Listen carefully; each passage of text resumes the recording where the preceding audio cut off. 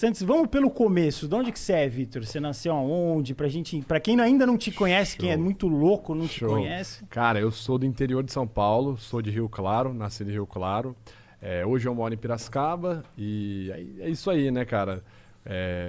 Um pouco longe de São Paulo, mas sempre estive pra cá, me formei aqui, estudei aqui, depois voltei pra lá, casei, vou ser pai agora, então...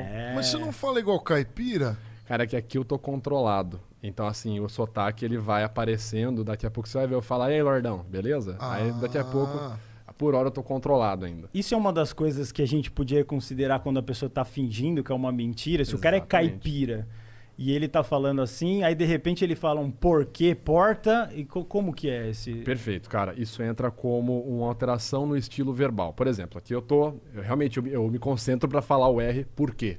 Aqui eu estou por quê?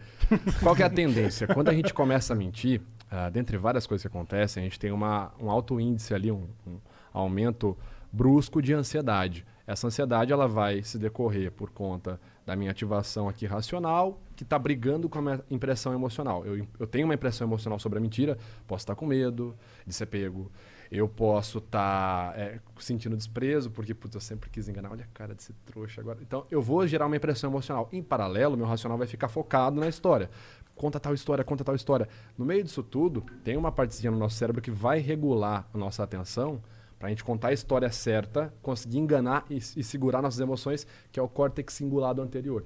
Essa regiãozinha bem aqui, ó, o córtex cingulado anterior. O que acontece basicamente? O meu córtex cingulado ele fica alterando meu foco. Ó, começa a contar essa história. Caramba, você demonstrou medo. Volta. Caramba, olha a história. Não, segura a mão tá tremendo muito. Não, cruza o braço. Então, essa alteração brusca acaba gerando vazamento. Então, se você tá todo controladinho lá, eu vou falar tal história.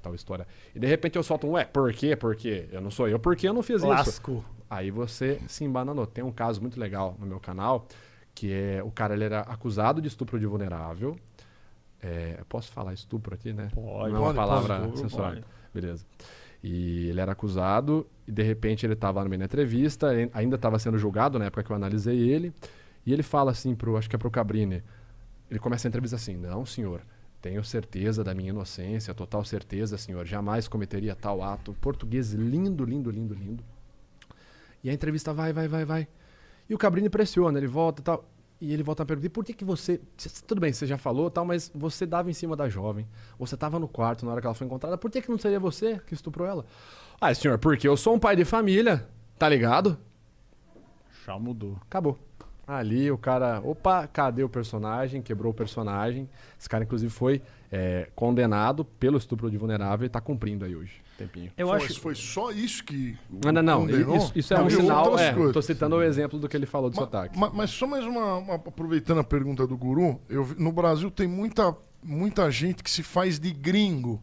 O cara não é gringo e finge que ele tem um sotaque de alemão ou de espanhol, de húngaro. Pra se dizer mais importante, né?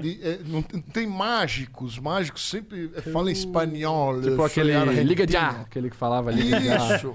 Eu acho que é tudo personagem e é tudo... Como é que chama aquele francês? Tem um francês que tem uma padaria. Anquier. Ele fala com sotaque francês. Ele é francês mesmo. Inventa, mas é meio forte aquele sotaque. Você não acha que tem muita gente que força, muito gringo que força? Cara, assim, isso pela linguagem corporal, eu não conheço nenhum estudo específico para desmascarar o cara pelo sotaque. Eu acho que a melhor forma é trazer alguém de fato, né? Um francês mesmo, o cara vai falar, não, esse cara não tá falando nada com nada. Ele só tá falando um i, fazendo um beicinho no final. Acho que eles querem a importância do país e o cara quer dizer que é um gringo, então ele não quer perder aquilo. Porque se ele for um brasileiro, as pessoas não vou dar tanta importância pro que o cara tá falando. Na década de 90, acho que na década de 90 eles faziam várias propagandas de carro e geralmente colocavam um ator e o cara tinha que fazer um sotaque do país da montadora, por exemplo. O cara ia fazer da... Alemanha. O cara ia falar, os nossos carros são os melhores. Das Auto. O cara nem era, mas tipo assim... Só pra dizer. Passa aquela credibilidade, né? Que colocaram um alemão pra falar da marca. Exatamente. Mas eu vi vários casos. Aí, como é que pra você virar um especialista, você fez um curso? Como é que foi? Isso que todo mundo quer saber. Eu vi que você tem um cara que é Ekman, né? Que você segue e tal. Paul Ekman. Cara, um especialista em linguagem corporal, ele é alguém que se especializa... Isso, assim, qualquer um pode se falar, eu sou especialista em tal coisa. Como que eu vejo a linguagem corporal? Ele é um cara que se especializa em várias disciplinas, então ele vai ter que ter formação em cursos, né? Cursos de cinésia geral. Cinésia é a ciência que estuda a movimentação corporal. Tacêsica, gestual, prosêmica, tudo que envolve ali a linguagem corporal, ele vai ter que se especializar nessas disciplinas paralelas, assim como eu fiz. E na linguagem corporal específico, ele vai ter que ler muita coisa, porque o ponto principal da linguagem corporal é a variação cultural. Você tem uma variação, por exemplo, de prosêmica íntima no Brasil e na Inglaterra. No Brasil, prosêmica íntima é 30 centímetros, na Inglaterra é 1 metro. Então você vai ter uma variação, vai ter que estudar muita cultura, vai ter que estudar muita ciências sociais, microexpressões faciais. Você vai ter que ter formação nacional e internacional em institutos que sejam reconhecidos. Não dá para o cara falar, eu fiz o Zé da Esquina Facial Decoder. Tá, qual a relevância desse estudo? Ele tem presença em algum artigo científico? Ele já apareceu em alguma revista, algum jornal científico internacional? Entendi. Tal. Então você vai ter que ter formações, por exemplo, além das formações de cinesiologia que eu tenho nacionais, eu tenho formação em anatomia do pescoço da cabeça, neurociência básica, neurociência da memória, tenho formação em mapeamento facial, microexpressão facial, codificação facial, expressão embrionária, investigação, formação em investigação profissional.